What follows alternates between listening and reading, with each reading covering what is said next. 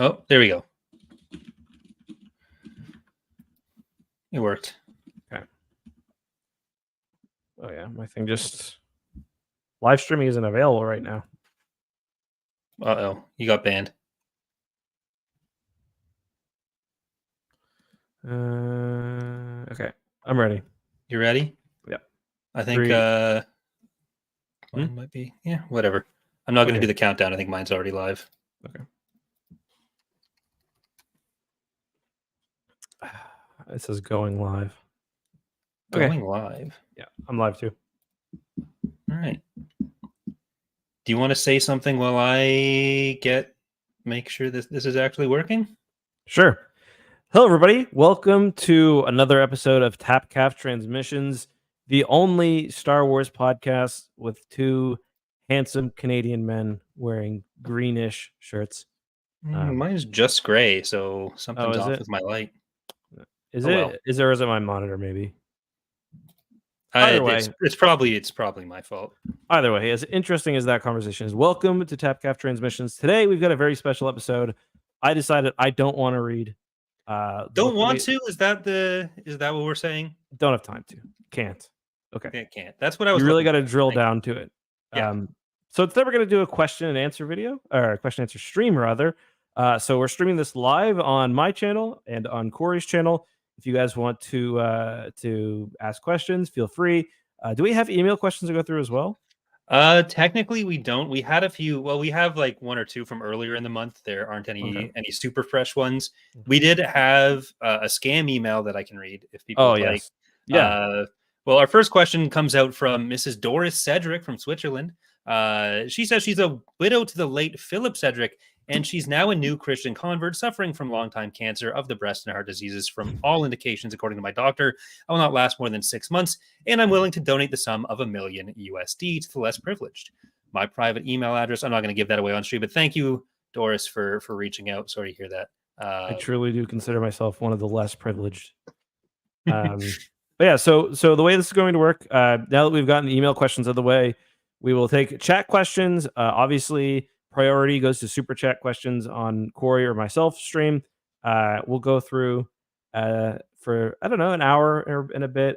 We are kind of up against it, but if you enjoy this, make sure you do follow our podcast, Tapcaf Transmissions. Links are down in the description. I'm sure that we will be doing questions at the end of next video because it's a book episode. And next video is The Living Force, right? Or next that is going to be The Living Force by John Jackson Miller, another of the authors who is both contributed to Legends and Canon. So those are I'm trying to think. What are the really famous Legends authors that haven't done Canon work? Obviously, Kevin Anderson and Michael Stackpole. Like a lot of the one-off bands. Troy Denning, I guess. Wow, Troy Denning's not done anything for Canon yet. Is that true? I don't think so.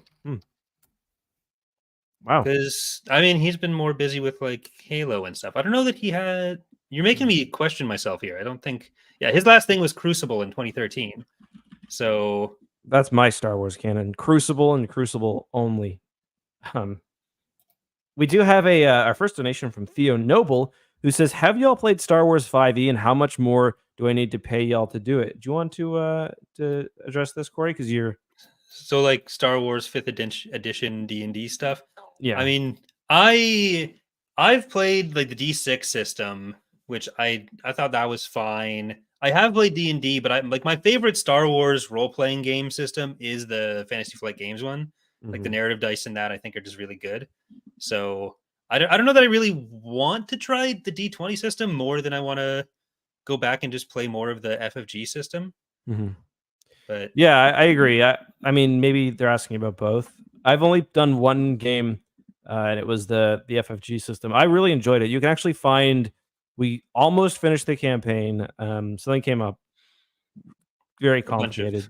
A bunch of things came up and had to come down. But you can find that on... I think we did that on X2, right? In your channel. That on X2, my channel, and on Shaq's channel, and Wasted. The name of it? I don't know if... Twin Suns. It was basically a tie-in to our Twin Suns Squadrons performance. Yeah, if you look up Twin Suns Star Wars Tabletop, you're not going to find it.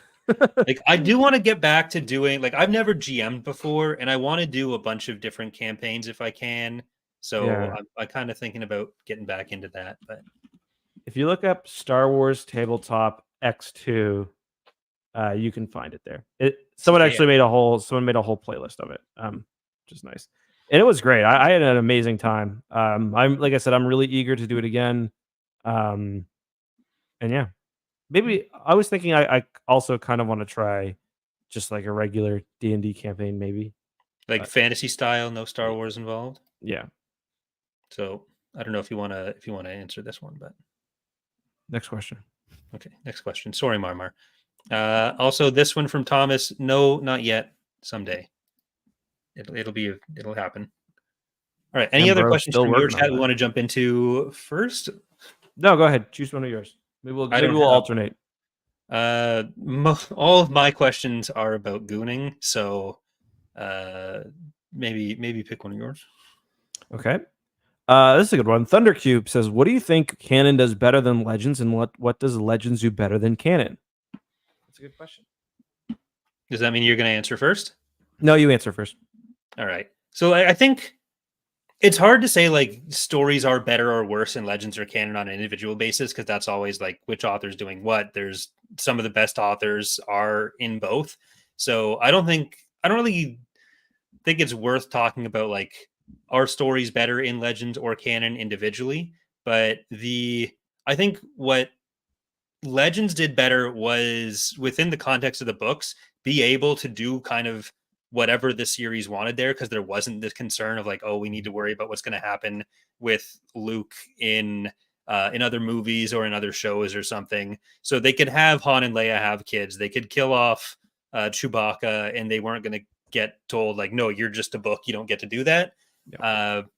But the flip side of that is that Canon does have more different types of media in it. And even if that does lead to a bit of a hierarchy in what's allowed to do certain things, it does mean there's more connections now than there used to be between different types of media. That's, I think, the biggest thing that's different. Yeah.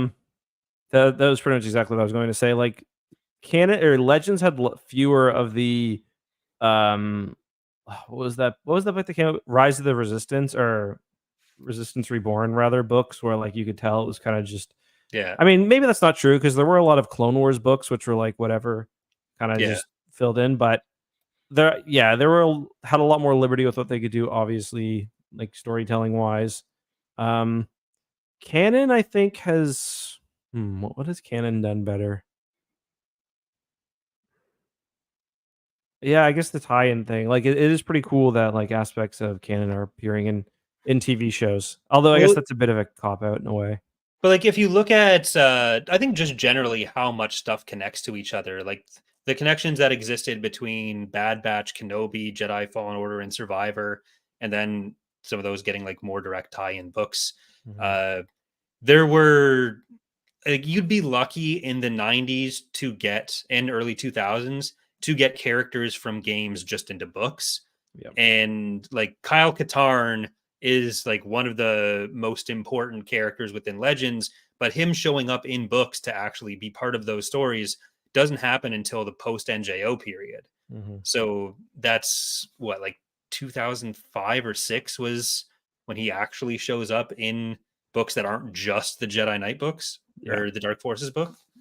Yeah, and that was kind of like an unforced error too, because they definitely could have done that. Like I'm thinking of, I can't even remember her name, the random Imperial that shows up in Rogue Squadron and for the N64, the Defector.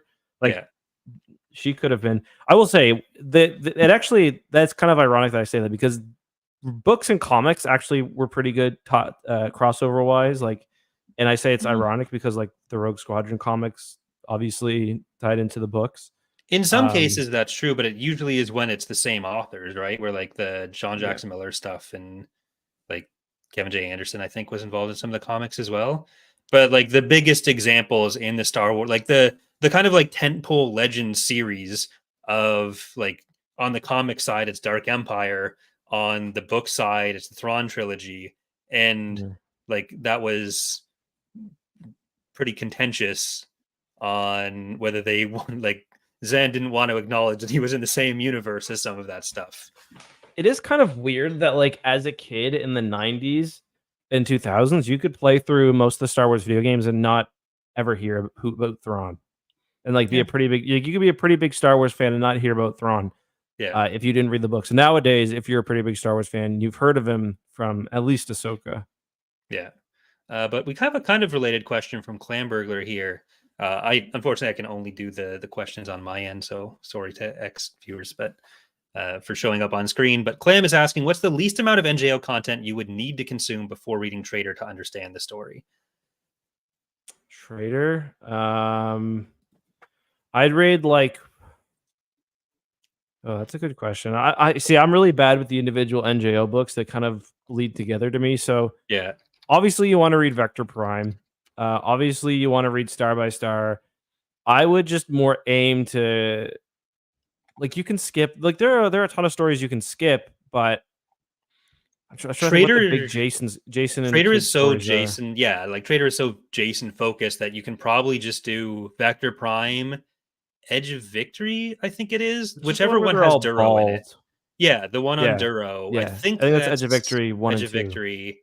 Because that kind of just sets up Jason's storyline in it. Yeah. And then you can just jump into Star by Star and Traitor. Because when I first started reading Star Wars books, I'm pretty sure I read Star by Star first. Like, it might have been the first Star Wars book I read, at least where I was aware that I was a Star Wars fan.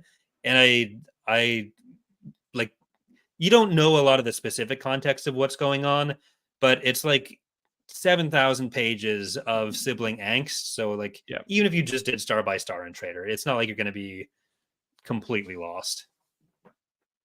Yeah, I just read Lando Calrissian in the Star Cave of Thunbaka 10 times, and you'll get it. Yeah, that's the rest of the knowledge will just present in your brain. Reading. Yeah. You got one you want to pull up? As well. Yeah. Let's see. I wasn't preparing myself. I should have. Okay. Well, I'll just pull up another one. You can queue some up. Next, we have Fulcrum, who's asking, how was Qui-Gon able to manifest as a Force ghost, but his physical body didn't disappear when he died? The Simpsons actually covered this. A wizard did it. He's simply built different. Yeah. he was still in the process of learning it for everyone else to be able to do it. So he didn't quite stick the landing. Yeah. But, he just through pure force of will. So it's pretty impressive.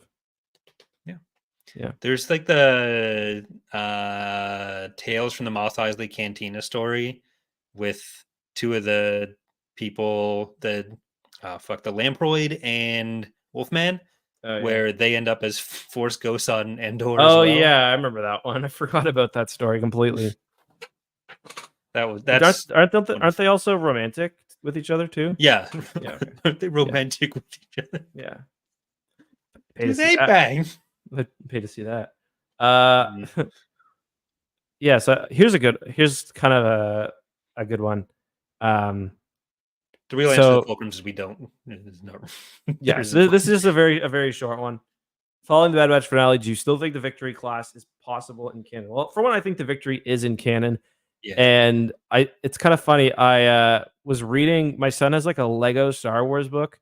Where it's like it's actually by I think Jason Fry is one of the named authors, and it's just like it's kind of weird because it's a mix of like Lego history, but then it's also like a ship lore book, but with like Lego, so it's pretty cool. And on the page for the Imperial Star Destroyer, it mentions that victories were introduced at the end of the Clone Wars, which I just thought was like a very strange little bit of lore to throw in, like in a kid's what's a Victory Star Destroyer? That sounds sick. I think it's so like omnipresent in Legends that like it's such an easy asset to make. If you just have an ISD model, it'll probably end up in there somewhere. Well, they didn't include a picture of it, just the word. But I think it's been included in text in enough places. Oh, I'm sure. Yeah, I'm sure it's been pictured in. I remember it was mentioned really early on in the Tarkin book because I'm pretty sure that was initially a Legends one, right? So, yeah. Okay, there's a picture of Victory fighting an MC-75. That's cool. But yeah, it's actually not been in much. So it'd be nice. I'd like to see it in something. Yeah, I think it's only a matter of time with that one. But yeah, they can use the Rogue One ISD for literally everything. They can also use it to make a VSD. Well, you see, they made that new ISD. Oh wait, no, I was gonna say they made an ISD. Didn't they make an ISD 2 for something recently? Or am I? No, what am I thinking of? For No, Ahsoka, where like everyone thought it was an ISD 2, but it's just like yeah. No, I was thinking of the ISD 1 model that they used in Bad Batch looked a little different to me, but I'm not sure. I think it is the Rogue One still. Okay. Yeah. Just with different shaders slopped on it. But Marmar does want to know what's the horniest Star Wars book I could grab to read. Probably Lost Stars is really horny. I don't know. Do you have any thought? Like, there's none. Dark Nest, yeah. Marmar it's like if we're going for like what's the horniest by like pure volume of beings getting inside each other, Dark Nest. Yeah, I suppose that's true. There's not that many horny Star Wars books that I can think of anyway. Yeah, like it wasn't until Andor that they canonized sex anyways. So yeah. Let's say watch Andor scene in NJO with Mara, and it's like, you know what my character is now? I'm just gonna be. It basically just be like Luke blew Mara's back out. That's like yeah. It was a lot. It was written at times like the guy who's like got a girlfriend for the first time and is like telling all his buddies about like how many times they're kissing. Except he doesn't actually have her until 11 o'clock last night. She lives in the States. You wouldn't know her. No. Not a dude. You want to pull one up from your side now? Anything that's caught your eye? Yeah. Favorite non-Death Star super weapon. Non-Death Star super weapon. I call World Devastators. What's the bounds on a super weapon here? Like, is the pretty broad? Is the Dark Reaper something we can say? Yeah. Like that's kind of neat. It's at least different. Like Mass Shadow Generator, I think, is kind of neat too. Where it's just at least it's not just here's something that's slightly better at blowing up planets than the Death Star. Like the Sun Crusher is easily the worst. That's like my fictional super weapon can beat up your fictional super weapon, in kind of the same way that like the Star Killer base explanation in Episode 7 was like, it's not the Death Star, it's bigger. Yeah, it's much larger. Zoom out more. Yeah, there's a lot of bad ones. Star Wars definitely does have a bit of a villain of the week thing in Legends. Your dad can blow up a planet, but my dad can blow up the whole solar system, and he has super armor. So like your and dad also, couldn't he even blew up punch the whole it. fleet too. Never seen the Death Star do that.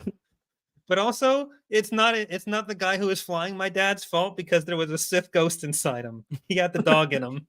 He had that dog in him. That Sith dog. Sith Wookiee hasn't been explored yet, and I hope that happens someday. Is that true? There's never been a Sith Wookiee? There's Hanhar, technically, I guess, but he's not really a Sith. It's more like you can train him as a Dark Jedi, but that's not the canon ending anyways. And he's just the angstiest one. That'd be pretty cool. Sith Wookiee. It's just they're always supposed to be so cuddly. So I think like part of that is because, well, George Lucas like didn't like, if I remember correctly, he didn't like Wookiee Force users. He did not want. That's part of why Lobaka was like sent off to pasture for a little while before he. But that ultimately changed with like Gungi or Gungi. I just listened to how Ahsoka pronounced it the first time. He didn't want it because he wanted to do it himself. Yeah, well, he wanted to make it weird. He just changes his mind all the time. He's got to be cute. I want to pet him.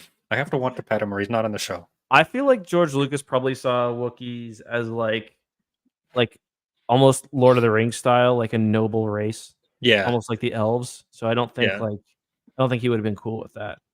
The kind of sci-fi race essentialism is a lot more prominent earlier on than at least now. But yeah, that's like when I'm rereading Lord of the Rings, and like some of the men are better because they've got the blood of the Numenor. Mm-hmm. No one talks about that. I mean, they do a lot in the books, though. Strider, you can't say the N-word. Jesus Christ. All right. Okay, let's move on. Next question. What historical figure would have the best chance for making themselves emperor, but without having them be Sith/Force powers? Who would be best able to exploit galactic politics? Probably Mr. Rogers, right? Well, the Sith kind of talked about doing it with like a supercomputer in Plagueis. They talk about how like that was one of the ways they were considering taking over the galaxy was like. But I think he means like real history. Oh, like real world figures. Look, I don't subscribe to the great man theory of history, so it's probably just the tallest man. Then he could just eat the other ones. Yeah, the tallest man. Yeah, I don't know. That's a good question. I don't. And the equivalent question of this is which Sith or Jedi would make the best hockey player, which I think is a lot easier to answer because it's Darth Bane. Chewbacca. Oh, Sith or Jedi? Again, probably the largest one. Like Darth Bane. Beldorion in nets. Good luck. True. Yeah. True. It's just we're going pure mass. Yeah, they're a goalie. That's I'm not convinced. Cheating, I'm not convinced you couldn't find a man fat enough to be an unstoppable hockey goalie. Like I'm not. Is that just like there's got to be some kind of regulations about like positioning or coverage on the net? I'm guessing it has to do with like pad size because like pad size is like regulated. But so is pad coverage regulated? I think like they probably have a rule where like your chest protector can only be like so many inches wide. Okay. But like, do they enforce that has to actually cover your chest, or is this just a? What are you getting at? I mean, I think so. Like, is there a legal limit to how big their goalie can actually end up being? Well, no, but my argument is the chest protector is only so big, so you're just gonna be peppering their fat with like pucks. So like you got to sedate them before the game at least. I don't know if a Hut would care. Oh, for a Hut? No, yeah, no, for a Hut, no. I'm talking about a real life fat dude. Okay. like the 1 ton man. I mean, who's struggling the most with their goalie right now? Because we could put this to the GM. In the playoffs, probably the Oilers. Oof, gross. That's Dana's dad's team. I guess technically Dana's team as well, if she watched, but yeah, I mean, it's not passed on by blood. Like, no, I mean, in the periods where she watches hockey, that was her rooting interest. I didn't think there was, again, race essentialism to hockey fandom. Christened by like when she's like a baby, they take her and put her under like a gas pump and just. Some people have the blood of Numenor, others have the blood of Supreme Plus.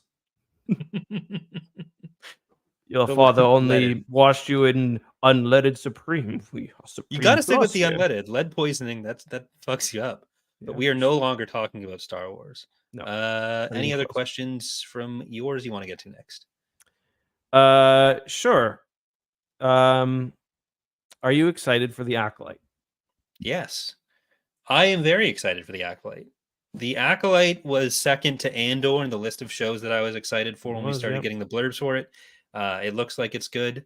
It looks like there's going to be enough action and intrigue that it'll be what I was thinking it would be and hoping it would be, and that's fine with me. So, yeah, I watched so I saw the Phantom Menace in theaters, and I saw the Acolyte thing after. It looks pretty good. It's for me, it's like below Ahsoka season 2 or Andor season 2. But yeah, I think it's going to be good. I hope it's good because like right now I've got. Like, I don't think I've uploaded on this channel in like 6 days or a week, which for me is crazy. Part of it's because it's the playoffs and I've been focusing on that. But yeah, it's I hope that Star Wars gets going again because I probably should get going. Gets going. We literally just had the end of the Bad Batch and Tales of the Empire like a week ago. Yeah, I got one video of Tales of the Empire. That's it. Oh, that's too bad. Like, what else is coming out after that? There's Outlaws. Oh, there's also, of course, there's going to be Hunters on the same day. So, do I look like I care? No, you already told us on this very podcast that you did not, in fact, give a fuck. So I don't know what to tell you. Okay. No, definitely not. I remember we got the Ahsoka screeners on a Thursday night because I was like pretty drunk watching it.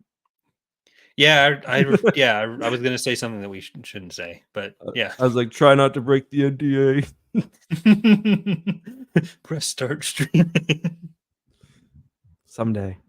I got a question here from Urius who's asking, why isn't there more dual-bladed lightsaber wielders in Disney productions? Why not more love for Darth Maul's calling card? I guess that's a pretty good question. Do you have any thoughts, Corey? I think part of it is like there weren't as many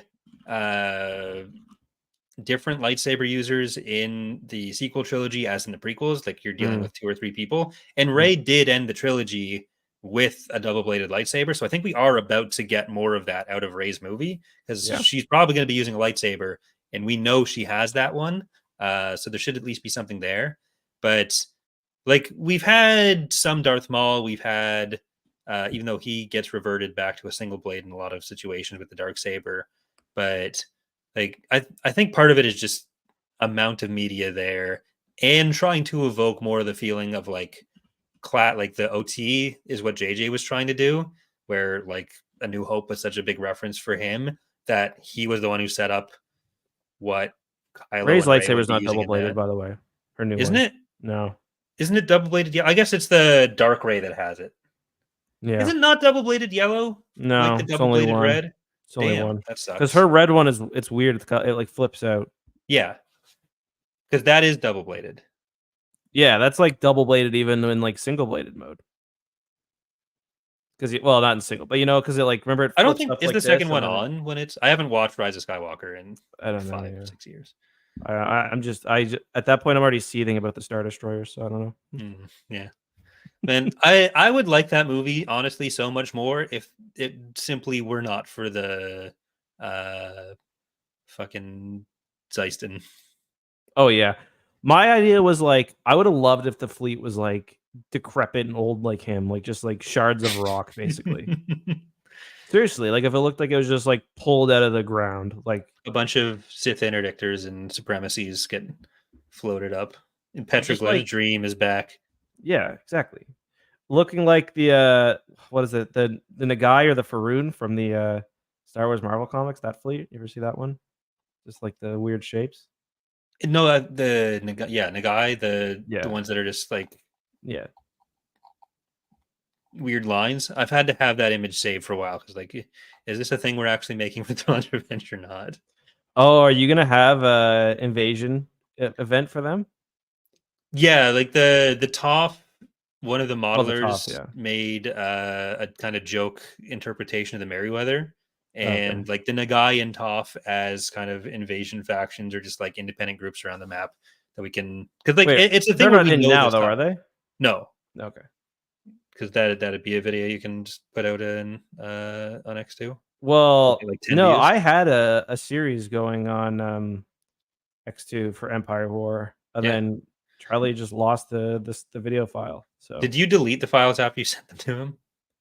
Well, I don't think I deleted them. I think my computer crashed or something. I lost them basically. Fair. Because no, I would never purposefully delete something that I hadn't seen Charlie work on yet. Because obviously, yeah, I was about to say like this seems like it might be on you, but yeah, I would never say that on a call with Charlie in it. But I would. I mean, no, to say that it was on you. Oh yeah. Yeah, no, I'm not doing that. No. But you want to pull a question from yours now? While I look for I lost the exact question. Oh yeah, here we go. In your opinion, which battle in Star Wars history had the most unjustified outcome, i.e., which win or loss was most clearly a result of plot armor and logically should not have occurred? It's not necessarily the outcome that I think sticks out as being weird, but like when they take Coruscant in the X-Wing books, it's just there's so few people involved in the space battle where it's like, oh, the VSD came in and took out the goal and we're done. Yeah. I mean, we talked about the scale there so many times. Yeah. Endor, I mean, it's an obvious answer, but it's pretty clearly like a bit of nonsense. And like Endor doesn't happen if Palpatine's not like being a camp bitch the whole time, where he like wants to be dramatic for Luke. Yeah, that would probably be my choice. Should we engage the fleet? No, he's not here yet. Wait. Yeah, that's basically it. I gotta spin my chair around. Okay, we practiced this for days, guys. Why did I hire that choreographer? Jakku is pretty bad in a way where like it's the like Jakku is like it. So Jakku takes place a year after Endor, and it's like supposed to be the last remnants of the Empire, basically, which like doesn't really make sense. Even with like Aftermath, where Aftermath is weird because like book 1 or 2, I think it's the end of book 2, they talk about like these massive fleets that have been hiding out in like nebula around the galaxy. And you're like, oh, okay, those are going to be the First Order fleets. Then it's like, nope, we're bringing these to Jakku. It's like, oh, well, yeah. I think I don't know. I can't really. Nothing else is coming to mind where like the scale of it is so raw. There's definitely stuff that I've thought that while reading. It's just it's all left my brain right now. So which is the one where the CR90 like destroys the Executor? Oh, is it the Iron Fist that gets destroyed? That kind of thing happens with Second Death, Iron Fist, and Nighthammer, where there's so many places in most battles in Legends that have an SSD in them, and with the SSD being exploded because of a hidden bomber on them, a single hidden bomber. Oh, so yeah, like the one over Yavin's particularly bad. Yeah, right? And the battle between Mon Ramonda, Razor's Kiss, and Second Death is just real dumb. Oh yeah, where like Mon Ramonda is just like tanking shots and then the fleet comes. Yeah, it's the even with the size differential between like at that point everyone thought the Executor class was like the 8-kilometer version. So it's not quite the same. It's like several Star Destroyers worth of firepower instead of like literally, and it doesn't scratch Mon Ramonda. Yeah, because there is some like fun maneuvering that Mon Ramonda does, but it's still it's got a lot going on. Yeah, but yeah, I get that does kind of tie in what you were saying with Jakku to Thomas's question from a while back about do you guys like the way that Canon did the collapse of the Empire after Palpatine's death? Personally, I preferred Legends with all the warlords and Imperial remnants still surviving after the dust settled. And I think we're kind of getting more towards that than what was kind of pointed to in Aftermath anyways, but it's definitely weaker than it was. And as much as I prefer some of the warlordism in Legends, I don't know that I need those stories again is the thing. Yeah. So like Ahsoka or Mando season 3 really took us kind of in that direction. Yeah. And the scaling with that ends up being very small too, where like, oh, look at how powerful the Arquitens is going to be. That's going to be a problem, but like in what's it called? Alphabet Squadron, where they're chasing around like one fighter group, and it's like the New Republic's biggest issue. Well, not really, but yeah. Like I'm okay with it being a smaller scale for some of those battles where like the Empire collapsing makes sense. Like with a lot of states collapsing like that, it's not like it's this long drawn out thing, especially if someone's there to fill the power vacuum. Yeah. But yeah. I prefer the EU version, but okay, let me see if I've got any questions now. So you can take this one, Corey. Says, what exactly makes a frigate a frigate? I'm asking because Nebula and Bees are frigates, but Victories are also called frigates. I'm honestly really confused about the frigate classification. It's kind of like that XKCD comic where like there's so many competing standards. Someone should do one that like covers all these use cases, and then it's just you've made one more competing standard. Yeah, where like people like it's mostly just authors make a ship, and then because frigate or corvette or whatever sounds military-y, they'll throw that on there. And then you'll have like some source books that try to explain, oh, this is a capital ship, this is a frigate, this is a battle cruiser. These are like the subclasses of capital ship. And nothing, it's the same as like the general rank within the New Republic, where there's not a way to make it make sense.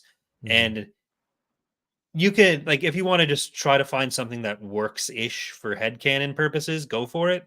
But like, don't worry too much about it, because there was no standard when they put it together, and anything else is just a post hoc rationalization for it that's going to have holes.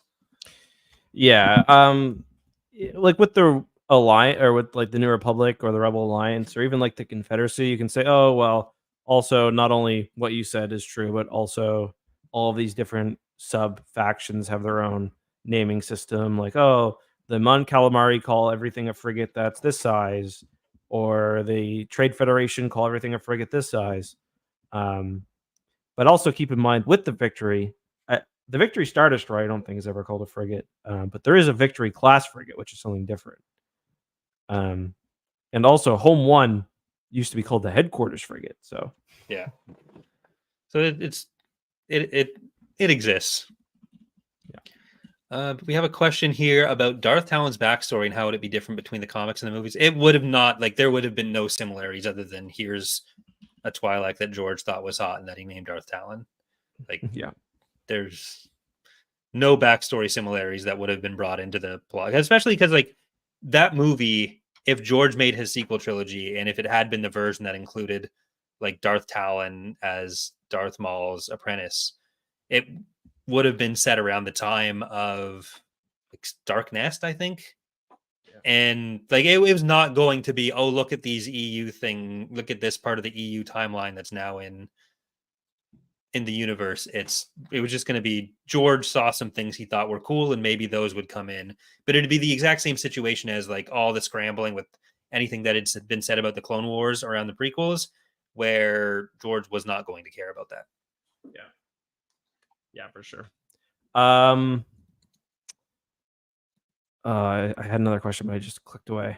Have you read the Battle of? A lot of people are in chat are asking the Battle of Kuat. Have you read that one? It's from the Blade Squadron mini short story. It's pretty good. I don't think so. Yeah, I think it's like a few weeks of them taking Kuat. It's pretty cool. What's that from? It's from Star Wars canon. It's called Blade Squadron. Oh. I don't think I've heard of that before. It came out probably in like 2016. It was, I think it was like online only. Yeah, Star Wars Insider. Okay. It came out in. Oh, it was the first story outside of the films and Clone Wars TV series, part of the new canon. Wow. So yeah, 2014. Damn. 2014 stuff is so funny because like there's some stuff that was coming out that was supposed to be Legends that just got ported forward. Then there's the stuff like the Fantasy Flight game stuff that was like still being published and was mixing some Legends and canon stuff. So it either brought some canon stuff into Legends or vice versa, depending on like whether any of that matters, because like books weren't going to go too far into that the way that they used to when they were referencing West End games. But it was a thing. Yeah, the source books always are, pretty iffy. Well, they used to be so much more foundational because there wasn't anything in the 90s to point people towards. They weren't going to send the authors like, oh, go read these Marvel comic strips about how Boba Fett was actually this other guy, and here's the Mandalorians rescuing Leia and talking about how they were supposed to go after her in the Clone Wars. Instead, it was, we have these role-playing books. Here you go, Timothy Zahn and Michael Stackpole. Read these and then bring some of that stuff in if you want to understand the setting. Yeah. They don't need that anymore. Nope. People are. I mean, the internet helps a lot. Yeah. Wikipedia is like all they really need, for better or for worse. Yep. I don't want to talk about them. The beef is still alive. So it's a cow? Yeah. All right. Well, your question. Someone said 2014 is 10 years ago. F me. Yep, for sure. Not a good thought. Corey, do you think with enough time, Star Wars will have a soft reboot, or will they just continue with the current universe? I mean, given enough time, there might be another reboot of some kind, but I don't think there's in the near future any real chance that they're going to want to reboot anything. Give them like 30 years maybe, and yeah, anything can happen. But before then, I don't think so. Like there's still so many areas where there's periods that haven't been explored where they can explore and still tie things into movies that are going on. So like for them to do a reboot, there'd have to be a specific reason they're doing it, and I don't think that reason exists right now in the same way that like Marvel isn't going to reboot right now. Yeah, I'd say a Marvel reboot is far more likely than a Star Wars reboot. They might do more non-canon stories, but yeah, no reboot for a bit. Okay.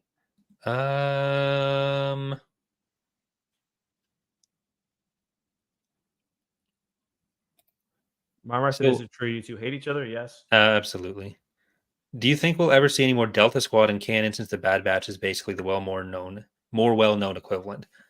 I don't know that they're gonna feel the need to go back to that. Well, yeah. I mean, I would. I'm sure we'll have stories where they're mentioned, or at least some of them. Yeah. Just because there's always so much Clone Wars stuff coming out. The reaction to Scorch in the Bad Batch might actually push them to want to do a kind of Delta Squad tie-in book, so that might actually be more possible now than it was before everyone complained about him dying. Yeah, and I mean, even if we don't get another like actual book about them, I'm sure they'll be featured again. Yeah, I don't know that they'll be like super important characters in anything unless they get another book about themselves directly. Yeah, I agree with that. As long as it's not Karen Travis. Yeah. Would never happen. No. We also have any thoughts on why Thrawn will be the last resort for the Shadow Council, because Gideon is clearly the one pulling the strings, but what can Thrawn do campaign-wise to win the Emperor some territory back? I think everyone just kind of knows that Thrawn is, well, he's one of the most high-ranking people left alive, because Sloane is still in the unknown regions and no one knows where she is. And they generally know she'd be with what's his name? Well, Hux knows that she's out there. I don't know if they know that Hux knows that she's out there, or if they know that she's out there, or if Hux tells them anything really. Yeah. But besides, she's not around. Yeah. So it's kind of just everyone knows he's really smart. He's high ranking, so he's someone that people will potentially listen to, and see if you can actually pull anything out of his ass with a giant army of Night Sisters. He inspires leadership, so yeah. Anything on your end you want to get to next? Which Star Wars vehicle do you think is the most badass vehicle? Okay. Do you know what the MTV-7 is? MTV-7. Everyone go to Wikipedia. Is that the one that's in episode 5 briefly? It is a Kenner toy, but I don't think it's actually in the movie. Okay. It's like the bike. Yeah. It kind of looks like a steamroller. Yeah. So everyone just Google MTV-7, and that's clearly the best one. Or the standing coffin. That's funny too. Any of the Kenner toys, really. You can have that, and I will take the Juggernaut. You mean the ATPT? No, I did not mean the ATPT. Don't get me started. I mean the Juggernaut, the turbo tank. The A4, A5, A6, B5. Got to be the A6 is the big one, right? It is the biggest boy. Yeah, so I want that one. I love how it has a crow's nest. So, wasn't your complaint about the ATPT partially that it can't turn? I mean, that was one of many complaints. And so, you know what else isn't great at turning? Well, yes, you are right. But it doesn't need to because it's big. Okay, fine. And it can go backwards. Clearly wrong. But I mean, it can turn. Well, not as much. Like, there's a reason that its front and back are both the front and back. But it can still turn. It can turn like any vehicle. Barely. I mean, each wheel is like on its own axle, so it could turn. Barely. I just think you're being unfair to the ATPT like usual. Well, the ATPT can do a 360 and walk away. Do you know that old meme? It's called the Xbox 360 because you do a 360 and walk away. Of course, a 360 points you in the same direction, so I guess you moonwalk away. Which hey, the Juggernaut can do quite successfully. Yeah. One of the things we get the most complaints about in Thrawn's Revenge is like, oh, the Juggernauts drive backwards. Like the front is the back. It's like, well, they drive both directions in the mod anyway, so it doesn't matter. But the thing that people think is the front is actually the back on it. Like the primary cockpit is the blunter one that doesn't have the neck. The neck is at the back. Fun fact for everyone. Yeah. And it doesn't look like that. But if you watch Revenge of the Sith, I'm pretty sure it goes the right way. Like I'm pretty sure it goes forward. the boxiest part forward. Yeah. Which is probably a bad basis for which to say that is the front, but that's what happened anyway, so deal with it. Bunch of nerds. You want to do 2 more per chat? Yeah, sure.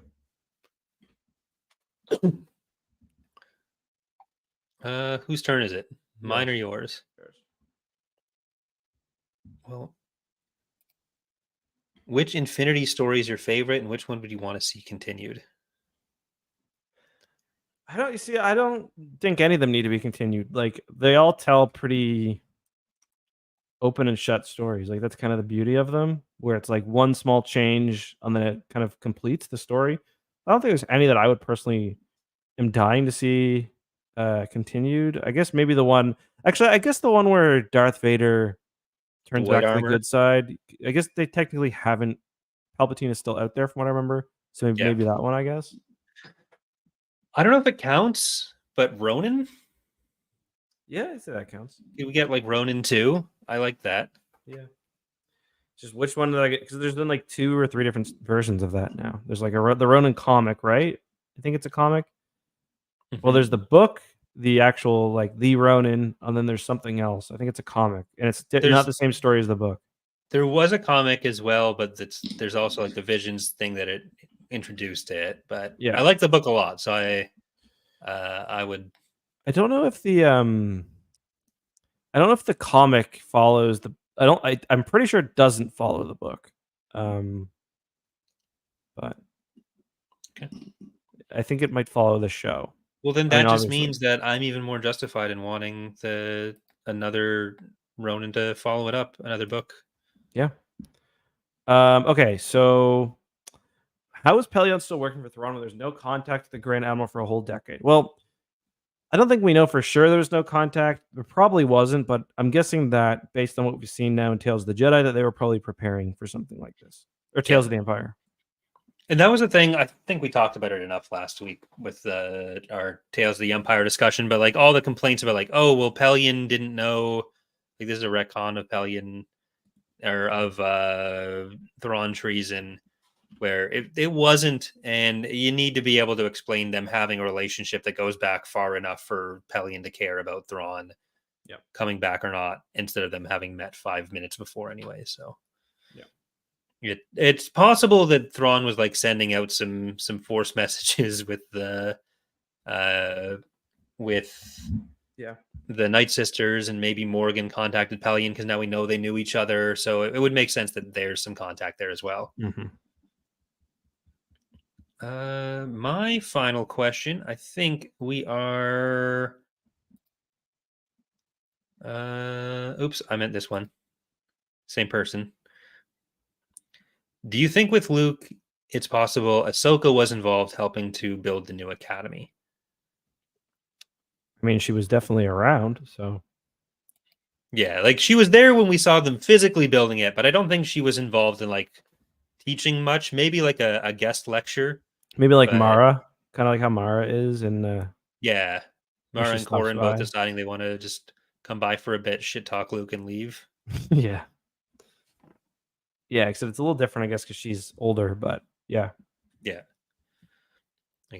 Yeah, I don't think she was like officially involved in any capacity because she was still a little bit against the whole Jedi. Yeah. But we also don't know when or if she's coming back from Peridia. True. She could be stuck there.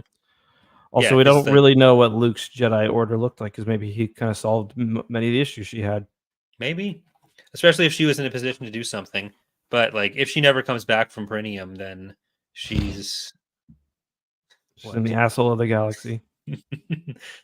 But yeah, on her way to the asshole of the galaxy. Because the scenes in The Mandalorian were obviously right before Ahsoka, and now we know she's way out there. So, yep.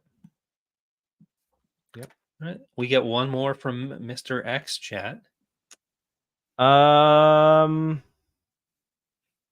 This is an interesting one. Are the Purgles based on the creatures introduced in the Adventures of Lando Calrissian, which are known as the Oswaft?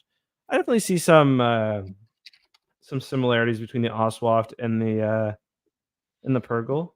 But I think like sentient, like if you look at like Dave Filoni's work, Purgle would fit right in a show like Avatar as well. Yeah. So I don't think they're necessarily taken directly from the Oswaft, but they are definitely they're quite similar. They're a similar line of thought, at least. Yeah, because both do. Like the Oswaft have extra tentacles too, right? They're kind of they both have the squid influence on top of their main, like whale or manta ray. Yeah, the Oswaft are more like mantas, from what I remember. Yeah. So there's that. There's also like Stellaris pulling from both and vice versa. But I think it's a pretty common trope that it's all pulling from anyways. Yeah, for sure. All right. Well, next week we are going to be talking about the Living Force. That's our money back guarantee. Yep. I'll get her done. No one gave us any money, right? That we need to give back for that. Artie McFly just donated $1. Thank you. All right. Well, you know what you're going to have to do if you don't read and Theo. Yep. So, I'll have to get her done. Got to get her done. That'll be next Thursday night. We'll be at least on the usual RSS JJM. feeds. RSS feeds, yeah. JJM is ready to be ingested. All right. There you go. Thank you for listening, everyone. Thanks for watching. We'll have some questions at the end of next week's episode as well.